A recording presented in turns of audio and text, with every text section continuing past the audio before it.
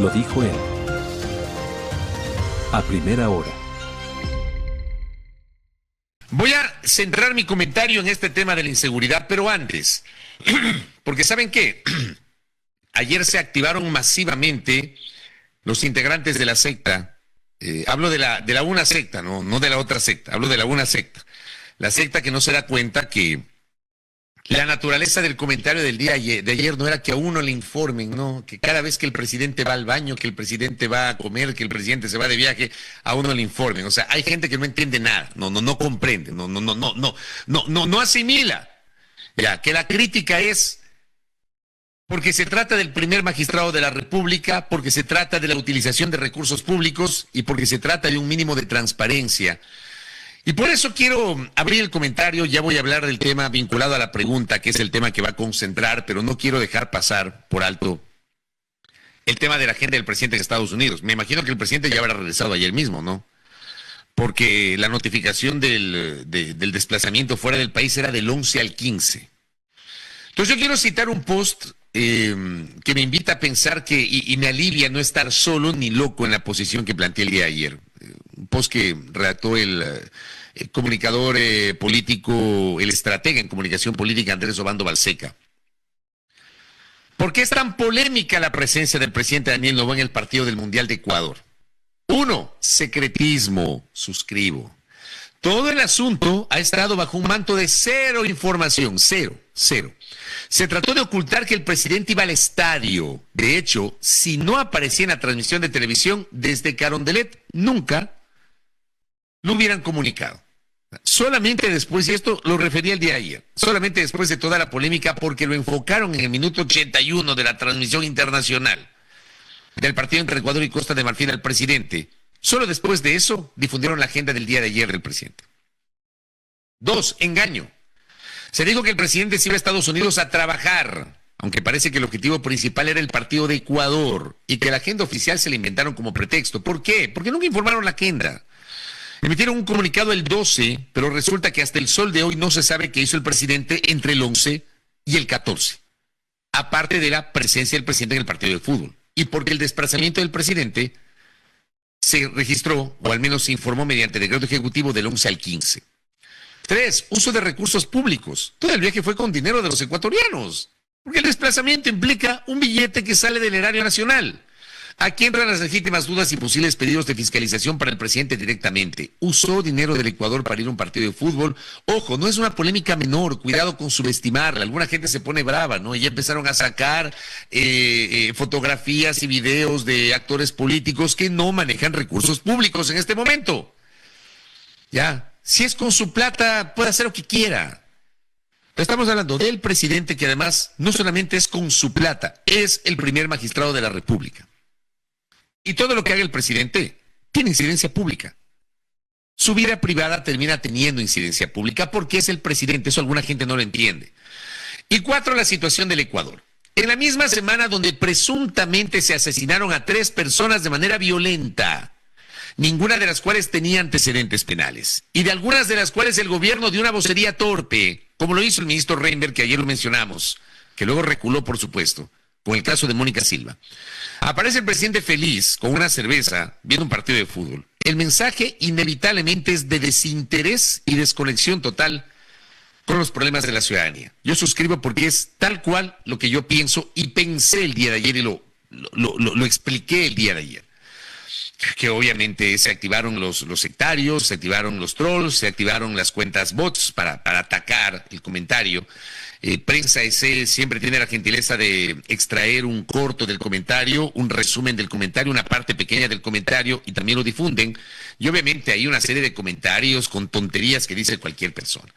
Pero ayer sí tuvo agenda oficial el presidente. Entonces vamos a ver la nota de Paul Romero de Coavisa sobre qué fue lo que hizo ayer el presidente, que como fue oficial, ayer sí se informó. Póngale por favor, Dieguito.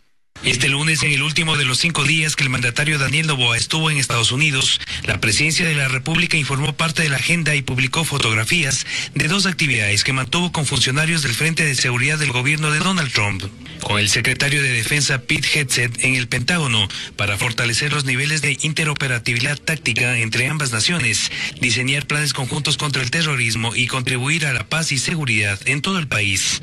Y con Stephen Miller, jefe adjunto de gabinete y asesor de seguridad nacional, según la presidencia, para sumar esfuerzos en la lucha contra el crimen organizado transnacional, fortalecer la cooperación bilateral y abrir más oportunidades para el bienestar de los ecuatorianos.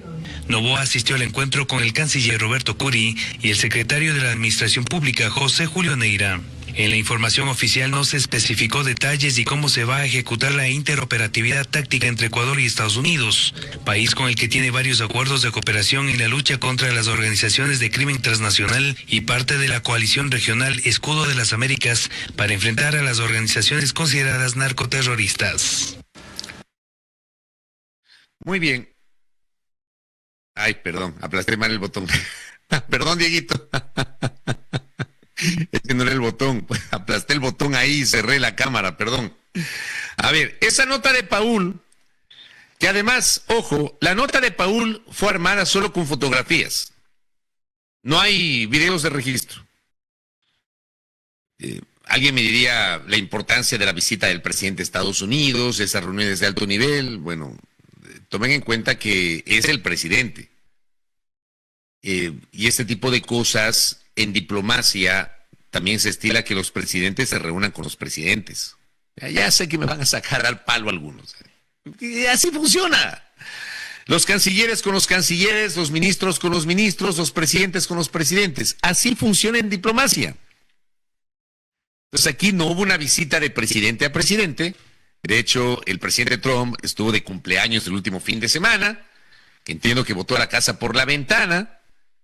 Pero aquí no hubo una reunión de presidente a presidente. En todo caso, finalmente, más allá de eso, que en diplomacia también cuenta, ya hubo agenda oficial, pero se informó sobre aquello. Solamente para cerrar este tema, y gracias a mi colega y amigo Néstor Aguilera por compartirme esta referencia. ¿Por qué todo esto es controversial? Lupa Media da cuenta de por qué Ecuador no puede saberlo sobre los viajes del presidente. ¿Por qué tanto secretismo, no? Pues Lupa te explica. Desde noviembre del 2023 a la fecha, el presidente Daniel Noboa ha realizado 40 viajes internacionales. 40, son 30 meses de gobierno, 40 viajes internacionales. En abril pasado, Lupa Media solicitó información sobre comitivas, actividades, viáticos, y esto fue lo que nos respondieron. ¿Cuánto se gasta en viáticos? Nada. La Dirección Financiera de Presidencia no tiene registro de ningún pago de viáticos al presidente ni para viajes al exterior ni al interior. Eso no significa que los viajes sean gratuitos. Los costos operativos pueden manejarse por otras vías, aunque esa información no nos la dieron. ¿Qué hacen cada viaje? La Subsecretaría de Agenda Presidencial tampoco nos dio detalles y pidió consulta a Casa Militar. ¿Qué dijo Casa Militar? ¿Con quién viaja? ¿Y qué hacen cada viaje? Casa Militar confirmó que esa información existe. Está en los llamados file de vuelo, pero está clasificada como reservada bajo la Ley Orgánica de Inteligencia. ¿Es legal esa reserva? Sí. La ley permite clasificar información cuya divulgación pueda comprometer la seguridad del presidente, pero también establece que la reserva debe ser motivada y tiene plazos de desclasificación. Todo eso explica Lupa en este, voy a redundar, explicativo, que lo publicaron el día de ayer a las 4:39 de la tarde, que yo creo que bien vale la pena revisar, ¿no? Sobre estos argumentos. No se muera de las iras, Angelita, que así mismo es esto. Bueno, dejemos de lado eso, que ese tema, centré mi comentario ayer que levantó pasiones ahí en algunos, que obviamente, yo les digo, uno ya en este punto de la vida tiene un poquito la piel más dura y procuro que me resbalen determinados insultos y determinadas descalificaciones, porque hay gente que no entiende nada, no entiende nada, lamentablemente. Y como yo les decía ayer, aquí se puede ser partidario, ¿no?, del presidente, se puede apoyarle ciegamente al presidente, pero por Dios, tengamos alguito de sentido crítico, alguito de sentido crítico. Y pidamos que por lo menos nos cuenten la verdad, ¿no? ¿Qué fue a hacer? O sea, del 11 al 15, pero solamente el 15 tuvo agenda oficial, que hizo del 11 al 14, que era un poquito lo que yo había planteado. A ver, hablemos de los hechos que han pasado en las últimas horas y lo que decía Andrés Obando, ¿no? Sobre la situación del Ecuador. Mientras el presidente está observando un partido de fútbol cuya presencia en el estadio de Filadelfia no fue informada oportunamente. Acá hubo varias muertes violentas a lo largo de la semana, lo de Mónica Silva, y este fin de semana lo de una fiscal, la fiscal de Manta, en la provincia de Manabí. Y miren ustedes cómo Ecuavisa publica ayer en la noche un reporte de la apreciada colega y amiga Anabel Verde Soto. Se da cuenta de la cronología de la inseguridad en Manabí con asesinatos, atentados y crimen organizado. En menos de 2 semanas, una fiscal fue asesinada. Sí, ya habrá gente que dirá, otra vez este señor va a hablar del tema seguridad. Sí, y no me voy a cansar de hablar de esto. Yo me niego a normalizar el hecho de que a fiscales, a jueces, les maten. A dirigentes políticos les maten. Me niego a normalizar que haya víctimas, entre comillas, colaterales. Gente que se está pegando un almuerzo, un desayuno, tomándose un café con su pareja en un restaurante sin saber que el de al lado probablemente es alguien vinculado a un crimen organizado, un jereo. Resulta que entre algunos sicarios les matan y una bala perdida. Coge y le matan a las otras personas que no tienen nada que ver. Y les ponen en el mismo costal, en el mismo saco, que tienen antecedentes penales, la típica, ¿no? Que 6 de cada 10 muertes violentas corresponden a gente que tiene antecedentes penales. Tema que ha sido demostrado hasta la saciedad que no hay tal, que no es así, pero que siguen manteniendo esa misma versión y ese mismo discurso. Entonces yo me niego a normalizar noticias como la que estoy leyendo. Una fiscal fue asesinada. Además hubo una masacre con 4 víctimas. Una cabeza abandonada en un balde cerca de un cuartel de bomberos en Manta. Y se incendiaron 35 embarcaciones. Hubo hasta burlas por los incendios a las embarcaciones de hace pocos días. Ocurre pese a que las autoridades nuevamente anunciaron un despliegue de bloque de seguridad en Manabí. Entonces acá, la nota de Anabel. El fin de semana pasado, del 13 al 14 de junio, este fin de semana, ha sido violento para Manabí. En el cantón Manta, la fiscal Alexandra Bravo y su hermana murieron acribilladas en el centro de la ciudad a plena luz del día. Durante la noche hubo una masacre en el cantón 24 de mayo y la mañana de ayer, lunes, apareció la cabeza de un hombre dentro de un tacho cerca de un cuartel de bomberos en Manta. Pero aquí se ha normalizado, ¿no? Aquí no pasa nada. Desde que aparecieron las cabezas en las puertas de los accesos a Puerto Bolívar, desde ahí, o desde que aparecieron los cuerpos colgados en un puente peatonal del Cantón Durán, ya es parte del paisaje. Y aquí hay gente que no le importa, o hay gente que normaliza de cómo se ha convertido, de lo que se ha convertido el Ecuador. Dichos hechos violentos ocurrieron casi 2 semanas después del incendio a 35 embarcaciones en alta mar, pese a que habría sido un accidente. Causó alarma en Manta, pues al principio se creía que el caso estaba relacionado con extorsiones. De hecho, poco después de la emergencia, el ministro de Interior, John Reinberg, publicó un video en sus redes destacando el compromiso del gobierno nacional: no hay espacio para el crimen organizado.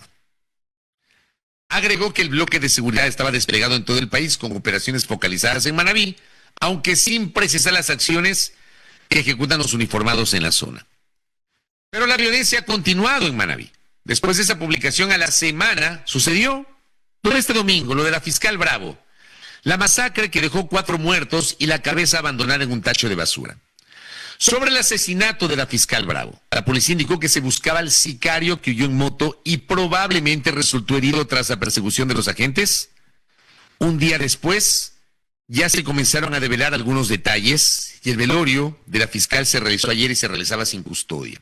Entonces vamos a revisar primero y recapitular un reporte que generó ayer la periodista Catalina García de Teleamazonas sobre la detención del presunto sicario de la fiscal. Pongamos este primer reporte, Diego, por favor. Este es el señalado sicario que disparó contra la funcionaria judicial. Fue capturado la mañana de este lunes. El implicado, quien resultó herido durante una persecución policial, ya se encuentra bajo estricta custodia oficial. De que tenemos al autor que se encuentra herido. Esta detención se da luego de que las estructuras del crimen organizado perpetraran un nuevo y devastador golpe contra el sistema de justicia en Manabí. El asesinato de la fiscal de investigaciones transnacionales, Gloria Alexandra Bravo Cedeño, ejecutada a tiros en plena vía pública y sin el resguardo policial que su cargo exigía, mantiene hoy las puertas de la Fiscalía de Manta cerradas al público. Respecto a su seguridad, el reporte de la Dirección Nacional de Protección y Seguridad confirma que la funcionaria sí tenía custodia asignada. Sin embargo, uno de los agentes se encontraba de franco y el segundo policía no la acompañaba porque la fiscal solicitó que no lo hiciera, argumentando que no saldría de casa. Horas después se movilizó para almorzar con sus seres queridos. La seguridad se maneja a través de lo que el BIP coordinan con ellos. En menos de un mes, la provincia de Manabí registra el asesinato de una fiscal, 2 secretarios judiciales, abogados en libre ejercicio. Se suma a la reciente racha criminal que en los últimos días también cobró la vida de policías y guías penitenciarios en la región. Catalina García, Teleamazonas. Esto es lo que pasa en Manta, a propósito del asesinato de la fiscal. Pero no solamente eso, hemos señalado también otros hechos de sangre ocurridos en Manabí. Acá, gracias Miriam por compartirme una publicación del portal digital Manabí Noticias, que da cuenta cómo una madre vio cómo asesinaron a sus 2 hijos. Una madre intentó salvar a sus hijos cambiándose de barrio, pero la violencia los alcanzó dentro de la casa donde buscaban estar a salvo. José Luis, de 17 años, y su hermano Yorcael Darío, de 21, fueron asesinados la noche de este domingo en el sector San Rafael. Esto en Esmeraldas, en cambio. Esto no es en Manabí, lo publica Manabí, pero esto es en Esmeraldas. Según la familia, los jóvenes habían recibido amenazas luego de negarse a formar parte de una organización delictiva. La madre contó que desde hace meses vivían con miedo y que incluso ya habían sobrevivido a un ataque anterior, por lo que decidieron abandonar el sector de la lucha de los pobres. La aparente calma terminó cerca de las 22:10, cuando varios sujetos llegaron hasta la vivienda y atacaron directamente a los jóvenes. La madre desde otro punto de la casa escuchó las detonaciones y luego encontró la escena que tanto temía. Pasó en Esmeraldas, lo publica un portal digital de Manabí. La violencia del último fin de semana. Ahora, centrémonos en el tema de la inseguridad de los operadores de justicia. 5 funcionarios de la Fiscalía han sido asesinados en Manta desde el 2022. Igualmente nota de la redacción de Coavisa. Desde el 2022, 3 agentes fiscales y 2 secretarios de la Fiscalía General del Estado han sido asesinados en Manta. El caso más reciente lo acabamos de ver, el de la fiscal Gloria Alexandra Bravo Cedeño, de 46 años, quien fue a acribillar este domingo junto a su hermana en la transitada avenida Flavio Reyes. Bravo tenía 15 años de trayectoria en la Fiscalía y estuvo a cargo de investigaciones de alto perfil relacionadas con asesinatos y narcotráfico en Manta. Meses antes del asesinato, la fiscal había advertido sobre los riesgos que enfrentaba debido a los casos que investigaba. En los últimos meses incluso se movilizaba acompañada de custodios por motivos de seguridad. Vamos más atrás. 22 de mayo, César Enrique Velázquez Párraga y Víctor Pico Párraga, ambos secretarios de la Fiscalía, fueron asesinados a tiros mientras se movilizaban en un vehículo. El ataque ocurrió a menos de 100 metros del edificio de la institución en Manta. El 25 de octubre del 2024, el fiscal Marcelo Vázquez fue asesinado a tiros junto a un policía encargado de su seguridad en un ataque perpetrado frente al edificio de la Fiscalía en Manta. Tras el atentado, un vehículo presuntamente utilizado por los sicarios fue hallado incinerado a pocos metros de la escena del crimen. El 25 de mayo del 2022, la fiscal Luz Marina Delgado fue asesinada a tiros mientras se movilizaba en un vehículo junto a un colaborador de la Fiscalía.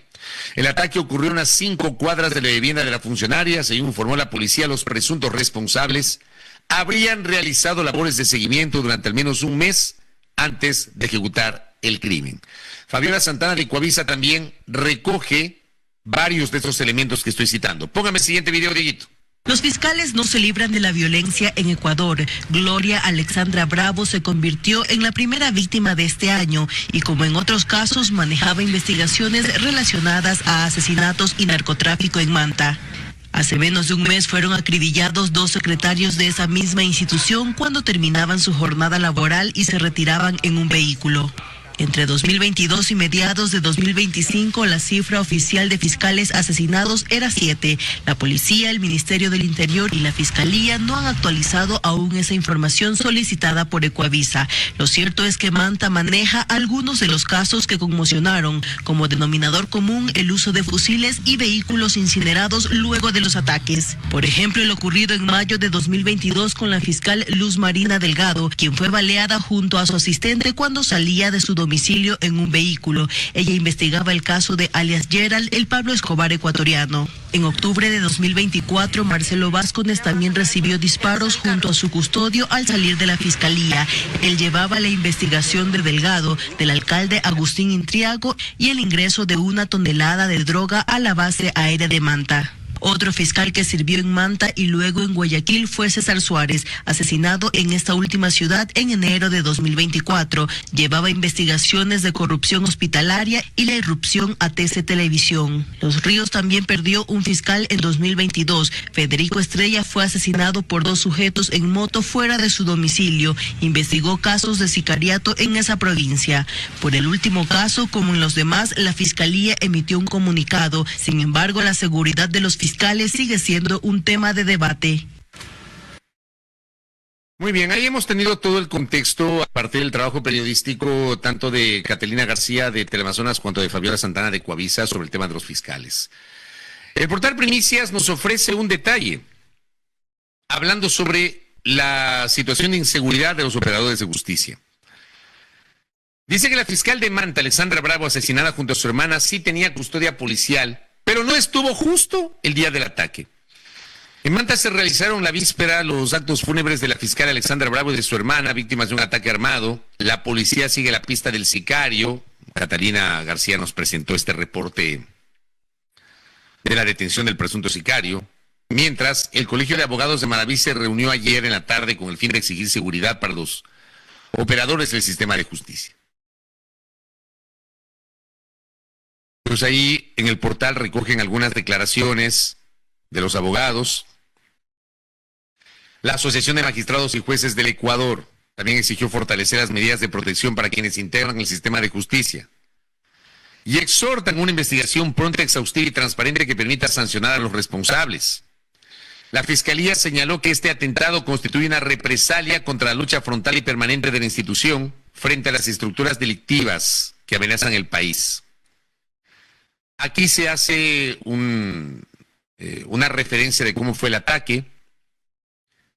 Alexandra Bravo Cedeño, de 46 años, fue atacada por un sicario que se movilizaba en una motocicleta a eso de las 11 de la mañana con 20 minutos del domingo 14 en la avenida Flavio Reyes y calle 22 en Manta. Según la policía, fue un hecho direccionado. En escena fueron levantados 5 indicios balísticos de un arma calibre 9 milímetros. Además, producto del ataque, su hermana mayor, Olinda Emperatriz Bravo Cedeño, también murió y el chofer de la fiscal resultó herido. En la zona hubo un cruce de balas entre policías y el atacante, quien estaría herido. Bravo tenía más de 15 años de servicio en la fiscalía. Desde 2021 vivía en Manta, donde llevaba casos de muertes violentas y delincuencia organizada. Se desempeñaba como fiscal de la Fiscalía Multicompetente de Montecristi. La Policía Nacional confirmó que la funcionaria tenía asignado 2 custodios que al momento del ataque no estuvieron presentes. El motivo todavía es investigado. ¿Por qué no estuvieron los custodios con la fiscal? Si ella había reportado que necesitaba seguridad. La fiscal Bravo estaba al frente de investigaciones complejas. Entre sus últimos casos asignados, el de 27 embarcaciones quemadas en Manta. De igual forma, Bravo participó en el allanamiento del 26 de mayo del 2026 en la Fiscalía de Manta, donde laboraban César Velázquez y Víctor Pico, quienes trabajaban con Roger Pachay, agente fiscal especializado en delitos contra la vida y delincuencia organizada. Velázquez y Pico fueron asesinados el 22 de mayo del 2026 cerca de la Fiscalía. Durante las intervenciones se incautaron los CPUs de las computadoras, carpetas, expedientes y demás documentos. El día del crimen, los uniformados hallaron en el carro de las víctimas 7 teléfonos, un pasamontañas, una botella de licor, una billetera de Velázquez, 3 DVR, una laptop y $8,741 en efectivo. Y allí también se mencionan otros hechos sobre los asesinatos de fiscales, ¿no? Desde 2022... Y no solamente en Manabí, ¿no? Más de una docena de funcionarios de la Fiscalía y Judicatura han sido víctimas de ataques criminales. Además, dependencias judiciales han sido atacadas a disparos. En algunos casos han existido amenazas de muerte contra jueces y fiscales. Y es inevitable cuando ocurren este tipo de cosas entender por qué el ex juez anticorrupción, Carlos Serrano, tuvo que abandonar el país porque no le brindaron seguridad según sus propias denuncias. Hay que recordar lo que se conoció en diciembre del año pasado y los primeros meses de este año. A partir del 17 de diciembre, y decía la colega periodista Carolina Mela en un reporte para El País de España, publicado el 19 de enero, cómo el despacho del juez Carlos Serrano quedó vacío el 17 de diciembre. Serrano era uno de los 14 jueces de la Unidad de Lucha contra la Corrupción y el Crimen Organizado, quien no volvió al edificio judicial del norte de Quito, donde trabajó durante 3 años. Juez de 34 años, que era el más joven del grupo creado en 2022, en plena escalada de la violencia criminal para enfrentar a las mafias. Mientras el país se preparaba para las fiestas de fin de año, Serrano ya había salido del Ecuador. Y antes de irse dejó 3 oficios al Consejo de la Judicatura en el que advertía que continuar sin protección judicial ponía en riesgo su vida. Todos fuimos testigos de las denuncias del juez, hoy ex juez, Carlos Serrano. Pero también todos en su momento fuimos testigos de las denuncias de Samantha Lozada, funcionaria del Consejo de la Judicatura, quien fue víctima de un atentado en su provincia, en la provincia de Orellana. El 22 de octubre del 2025, el año pasado nomás, un hombre armado disparó 8 veces contra el vehículo en el que se movilizaba junto a su padre. Samantha Lozada relató, y esta es una nota que publicó Diario Expreso, el 7 de enero. Relató Samantha Lozada que el atacante se acercó al automóvil, apuntó a su cabeza y aló el gatillo en más de una ocasión, pero el arma se encasquilló. Cuando logró destrabarle, ella ya había huido. Entonces abrió fuego, los disparos atravesaron el parabrisas, perforaron una llanta y el guardachoques y rozaron la mano de su padre. Antes del atentado, Lozada había recibido múltiples amenazas que ella atribuye a sus denuncias. Por ejemplo, meses antes solicitó al Pleno de la Judicatura la suspensión del juez Walter Pío Arriaga, quien ordenó la liberación de Daniel Peñafiel alias Topo, considerado mano derecha de Fito, y vinculado con operaciones de minería ilegal en esa provincia. Además, la funcionaria sancionó a un abogado que de forma simultánea defendía a procesados por minería ilegal y trabajaba en el gobierno provincial de Orellana. Tras el atentado, la funcionaria aseguró que el respaldo institucional fue solo formal, no hubo voluntad política. Tuve todo que pagarlo yo. Viáticos, movilización, nunca me facilitaron un vehículo blindado. Sostuvo que su caso fue conocido por Human Rights Watch y que pese a los escritos enviados al Consejo de la Judicatura, nunca recibió respuesta. Días después, la Judicatura la sacó del cargo y la Dirección Nacional de Protección de la Policía le retiró de inmediato el resguardo. Finalmente, el 18 de noviembre, la Judicatura le abrió un proceso disciplinario. Lo de Carlos Serrano pasó a ser atacado porque luego, claro, la típica, ¿no? Se dan la vuelta los pájaros contra las escopetas.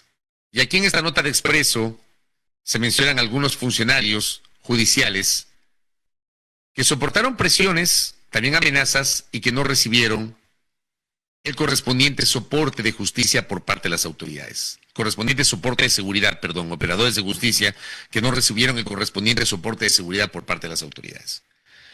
Entonces uno se pone a pensar, ¿no? ¿Cómo se puede garantizar? Y le veo con justa razón, porque las cosas hay que decirlas, ¿no? Yo no soy un fanático que ve todo en blanco y negro. Yo sí creo que en la vida hay matices, y así como le he criticado al ministro Reinberg, yo también entiendo que muchas veces el ministro Reinberg tiene razón cuando se queja de que la policía hace su trabajo, dice el ministro, y que de pronto tenemos a jueces o a fiscales que no le dan un seguimiento al trabajo que hace la policía. Ojo que cada caso es distinto y hay que ir analizando, no es responsabilidad solo del juez, no es responsabilidad solo del fiscal, no es responsabilidad solo de la policía. Este debería ser un tridente que funcione articuladamente, ¿no? Que haya una sinergia entre las 3 instituciones para poder contribuir en el ámbito de sus competencias al combate a la inseguridad. Y claro, el ministro se quejaba amargamente hace un par de días de que otro juez dejó en libertad y le dio medidas cautelares alternativas a la prisión preventiva a 4 personas que habían sido detenidas infraganti, que tienen que ver con temas de delincuencia organizada. Y yo me pongo a pensar, dándole la razón al ministro, digamos, desde su preocupación, sin conocer el expediente, ¿no? Y saber si es que hubo o no hubo errores por parte de la policía o por parte de la fiscalía. Reitero, no solamente hay que responsabilizar a los jueces. Pero yo pregunto si el Estado ecuatoriano está garantizando la seguridad de jueces y fiscales. Que creo que ese es el tema de fondo. Porque no basta con la queja, no basta con la protesta, si es que el Estado ecuatoriano no garantiza que esos jueces van a tener la seguridad para poder fallar en derecho. Yo pregunto si además, luego de que apareció el caso Metástasis, que yo he sostenido en varias ocasiones. Para mí ese es el golpe más importante de Diana Salazar en la Fiscalía. Caso Metástasis. Creo que fue diciembre del 2023, si mal no recuerdo. Metástasis. Que nos presentó, nos evidenció un maridaje corrupto entre jueces corruptos, fiscales corruptos, policías corruptos, guías penitenciarios corruptos, abogados corruptos que servían de nexo con los capos del crimen organizado. Para extorsionar, para chantajear, para coimar a operadores de justicia, a policías, a miembros del cuerpo penitenciario de este país. Después de ese caso, ¿qué? Porque es algo que yo he sostenido reiteradamente en estos micrófonos y en este espacio.